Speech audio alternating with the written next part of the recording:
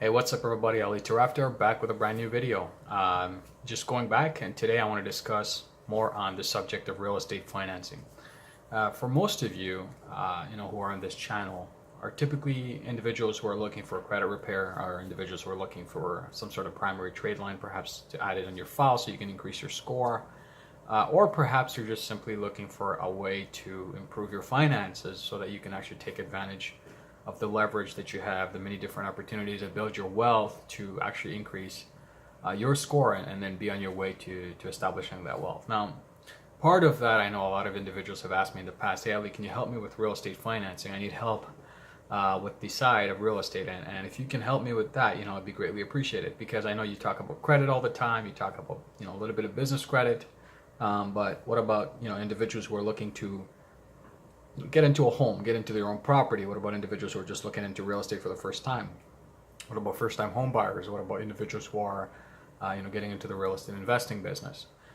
So I wanted to help you with this video because I believe that there's a lot of different ways to approach real estate if you do it the right way, and I think that you need to be informed as to underwriting. You need to be informed as to how investors would look at a deal. You would also need to understand how to actually set your foot in the door the right way and get your feet wet the right way, instead of just going out and all guns blazing, going into the marketplace and getting a deal from that perspective. And there's a lot of different ways of approaching real estate that I feel a lot of people out there are not really giving you the right guidance and tools to approach real estate in that manner. Like I said, it could be a first-time home buyer, it'd be somebody who's looking to invest in multi-unit financing, or somebody going into multifamily to generate some passive income. It could also be you investing for fix and flip, rehab, whatever the case, right? But we do have different programs, and we want you to basically take advantage of that.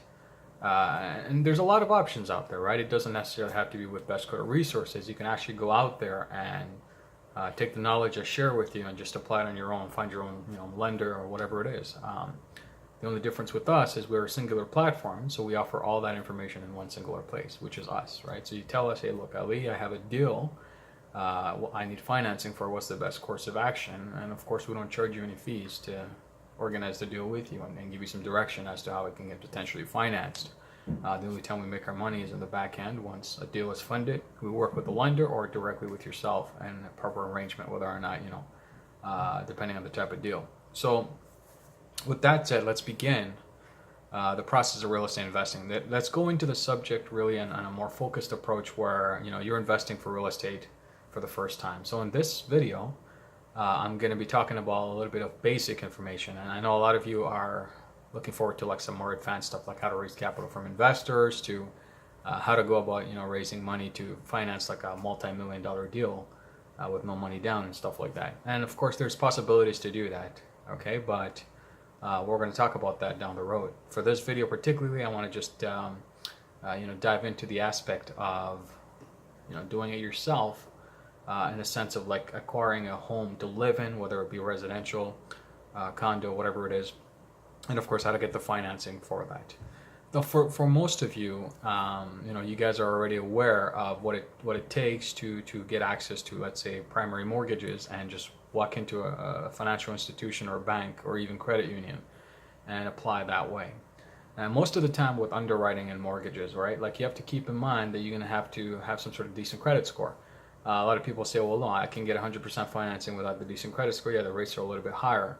My goal is not to tell you, oh, you go for that. You can. There's a lot of different options, of course. But what I'm trying to educate you on is, you're in this channel, our singular focus is credit. We're trying to establish AAA credit rating and attack any or all derogatory items, and keep your credit so clean, and then using that slate, the clean slate, improving it, enhancing it, and then approaching an underwriter or mortgage company to get some financing so you can move into a property, or at least acquire one for your purposes.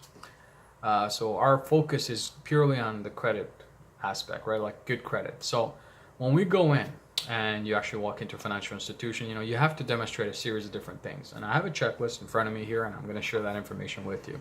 The first thing you obviously will need is a decent credit score. Now, most of the individuals out there, if they don't have, like, let's say a 660 or 680, it's going to be hard to even get access to financial mortgages just to go out and finance your property. And I'm talking about like decent scores. Like you need a good rate. Kids, keep in mind those rates that you pay, like the interest rates that you pay. They're very, very. It could be 25 years, 30 years, whatever the term you're paying. Just that little slight difference is thousands of dollars. So you got to keep that in mind. You're saving that money. You're actually putting it back towards yourself. Whether or not you save money or not, at least you have access to that liquidity, the extra. And that's why good credit is such a focus for me, because when you build wealth, if you spend frivolously, whether you're doing it through blunt ignorance or just because you're just not aware, that's money lost. And our sole focus is to give you that financial confidence that it's not lost money anymore. It's your gain, and you're using that gain to advance your investments, advance your lifestyle. So aim for a 680 credit score. Aim for at least removing any and all derogatory items. Technically, you want to aim for not having any bankruptcies on file. It would really be helpful. Don't work with only 3 national credit reporting agencies. In one of my videos, and I'm going to put it below this video, there's a link. It's called Consumer Reporting Agencies from the Consumer Financial Protection Bureau. Click on that video. Watch it at length. I give you phone numbers, the credit reporting agencies that are national and third parties, where you need to call them and ask for free reports so you can actually see what's there. With that information, you can actually advance those agencies and report, whether there's any inaccuracies or certain things are just out of place. So focus on having clean credit across all 3 national, the main ones, and of course those other individual independent bureaus. Look to have no bankruptcy. That's very important, because if you have that, what it does, it kind of plays a little bit around with whether or not you can handle it. And also, the history of foreclosure is something that possibly you don't want to include, in that area. Have an eviction-free record if possible. Like if you're a tenant all this time, you didn't have through any type of court hearings or anything like municipalities or counties. You weren't dragged into court. That's something that you want to probably not have as a record. If you do, it's not a game changer, but it's definitely something that would help, clear up information when it comes to underwriting on our side. Try to have appraisal for the property that you're trying to aim for. Now, one of the approaches I want to give you in real estate, right, like whether you're buying a property for the home of your home or just a rehab or investing, all that stuff, right? Know your finances first, okay? Because a lot of people, this is the mistake they make. They'll go for real estate. They go for, let's say, the property first. They look at it. They, say, oh, I like this. I want to get this. And then they basically try to find a team. Maybe the property needs a little bit of work. So they, after the fact, after they find that property, they find a team. And they say, look, I need to work on rehab on this one. I want to acquire this. I want to stay in this property. And then only after that, they go for financing. If they see whether or not they qualify, they wait for that as a condition to move into the property. That's the wrong approach. Okay, and I'll tell you why it's the wrong approach. A lot of people may have discussions about this and say, look, no, this is the right approach. This is the way you got to do it. Excuse me while I take a small sip. Sorry. Apologies. So that is definitely the wrong approach. And a lot of people may say, look, Ali, I think that it's better this way. Find a property, find the team, and then get the financing. That's wrong. And here's why it's wrong. If your condition to the property, to move into the property or acquire it, is contingent on your financing, you're in a very dire strait, because what happens now is somebody else can come in with a better offer who's prepared financially himself or herself way ahead of the schedule, right? And they just find the property after the fact, and they put a contract together and make an offer. And to a seller or somebody who's selling that property, whether it's a financial institution, REO, or individual seller, or even a management company, what happens is to them it's more attractive to not wait on contingencies and just sell the property. They want a surefire exit strategy, right? They don't want to sit around waiting for some mortgage company to give them an approval or a denial and give you all sorts of reasons, and they don't want to just get into that drama, right? So it's ever so critical to have your financing in place before you actually start looking into properties.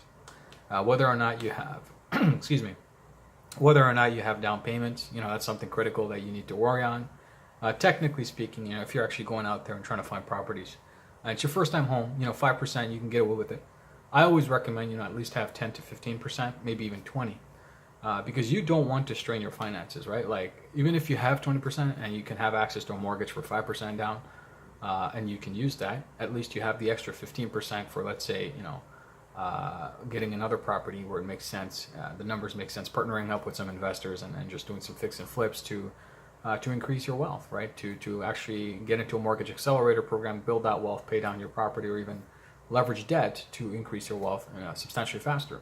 So always have liquidity at hand, at least, like I recommend, between 15 to 20%, even 10% is fine. Work with that. Have a 680 credit score, as I mentioned. Work with your finances first. Understand whether or not you'll get approved. Understand the rules of the banks. Go into a financial institution, speak with a mortgage underwriter or lender. Ask them, hey, look, what's your typical criteria? If I show you my file right now, can I have some sort of pre-approval? And then look around your budget and understand, like, oh, look, if I have 5% down or 20% down, then my budget would be, let's say, $400,000. Within that timeline, within that budget and your guidelines, ask the mortgage underwriter, hey, look, or a mortgage lender, that, look, I have X amount of dollars. I'm looking for underwriting within this limit. Could you please pre-qualify me? I'm not asking for a hard inquiry or whatever. Could you just pre-qualify me? What are some of the rules? And then demonstrate that and ask them to see if they can actually look into your file and give you a pre-qualification. Technically, if you have that, given the fact that the rules don't change in between the time that you actually get your pre-qualification and acquire the property within the budget that you've set for yourself, no major changes happen, you're okay, you're good to go. From that perspective, only then you search for a property within that budget, because your budget needs to matter. Now, how do you determine your budget? Well, it's simple. You got to look out and say, look, at this present time, what are some of the areas that I can look to acquire some properties, and what are some of the comparables within the area? A lot of people go to Zillow, all that stuff, Trulia. Those are, typically third parties. They're people say, well, they're good. I believe that if you work with some brokers, and remember, I'm not saying hire a broker because, you want to pay them commissions or whatever it is, right? Like I'm saying hire a broker because if it's your first time home and if you haven't done real estate in the past, they're there to protect you. They negotiate. They do this every day. Every single day they wake up to and breathe real estate. This is their job. Technically speaking, you can make an arrangement. Well, they can help you acquire your property, and the selling side is going to pay their commission. So you don't have to really worry much on that aspect. It's just the perspective of you figuring out, which is the right broker for you, their expertise, their pedigree, which area are they really, very knowledgeable about. And then they can give you, like within the budget that you have, some sort of properties to look at and help you out with your search. And it's really something that you need expertise for. And they can negotiate with you, for you on your behalf. That's something that you need access to. They can give you a BPO, which is a broker pricing opinion. They can help you with that, so you don't have to go through expensive appraisals at the very beginning. And of course, you'll see that once you get an appraisal done, the prices for the BPO and that appraisal is practically almost similar, depending on if you chose the right broker. Technically speaking, also, don't forget that these brokers, they're well connected. They have a team. They can actually go out there and actually have appraisal done from one of their professionals that they already have in the Rolodex. So that can work as well. So just to give you a breakdown once again, have a credit score that's pretty lean, no bankruptcy, no eviction records, or anything like that. Work with those other third-party reporting agencies. Get a free copy of them. Call them up. The link is below this video. You can see that. Get access to that information. Have a budget. Have a set budget. Work with at least, like I said, between 10, 15 to 20% of your down payment. Have that at hand. If you get a home property for your first time and they ask you for 5% down, well, guess what? The extra is good for you. You can save that money. So have access to that kind of liquidity. Approach the mortgage company first or servicing company that actually provides an underwriting choice or decision, depending on the different types of rates that you qualify for, or different types of programs that are available, the terms and all that. Get some underwriting information from those potential companies. Ask them like, hey, look, do I pre-qualify? Give me some pre-qualification. I don't want it to affect my credit. Here's my budget. Here's what I have access to. In fact, you can actually take a tri-merge report for yourself and bring it to them and say, look, this is my score, and just submit that alongside. Of course, they'll do a soft inquiry. I think they have ability to do that. And let them pull up your credentials and see, like, okay, look, you have a budget for this. Here's the mortgage. Here's the payment. And work with those finances. Once you have a set budget, once you have your finances in order, only then you're going to seek out a property, because now you'll know, okay, what you're working with. And I recommend, like I said, go with a real estate broker. They're here to protect you and help you and guide you. So you take their information, to communicate with a few, understand the pedigree, what their expertise are, let them guide you in the right direction.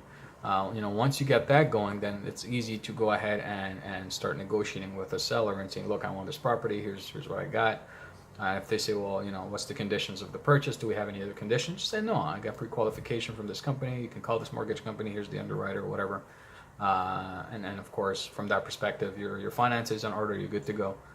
If they ask you for earnest deposit, whatever, all that good stuff, just get rid of that. You have your property, your broker's there to protect you. You get the BPO done, which is a broker pricing opinion, and then you get your appraisal. At least everything locked in, order. Check for any substantial damages, all that good stuff. And let the broker and yourself negotiate, the price the right way. Make sure it's a win-win for everybody. Have your team, by the way, right? Like have a team. If you have a plumber, a roof, somebody that you can actually ask that will help you, save money and of course give you the greatest value. And I think technically speaking, the person that you choose as a broker can get you connected to those individuals, because if they're really good at what they do and they have a good brand and reputation, technically, that comes with a Rolodex of different contacts that can technically, reach out and help you out in your situation as well for your property, right? So just to recap one more time, get your finances in order first. Okay, have your credit squared away. Work with a broker. Find a broker that can actually help you. I always encourage you to do that. If you want to get a property yourself, you can. And I give you many benefits of having a broker, but by all means, you can do that as well. But if you do have a broker, that's a good place to start. Give your criteria to your broker, your budget, what you're looking for. Stay within that criteria, and look out for the properties that you're looking to get. And it's pretty much it's as easy as that. So once you have all those things in order, you get your property, and it's pretty easy, right? Like there's nothing more complicated than that. So a lot of people do it the reverse way, right? They find a property, they wait to find a proper mortgage company, they wait for their finances, and then it's too expensive or the conditions are, it's a waiting game. They're taking a risk with the contingencies, and then somebody else makes an offer and you can potentially lose that deal. So you always got to be careful, okay? So finances first, then the property. So keep that in mind. I hope this video was helpful. If you found this video helpful, don't forget to give me a thumbs up. If you're new to my channel, subscribe, turn the bell notification on, so every time there's a video like this, you're the first to be notified. Upcoming next, as I promised, we're going to talk a little bit about business credit. We'll talk about business registration process, what you need to do, and how to get started. Okay, looking forward. This is Untitled Chapter, your guide and mentor. Bye for now.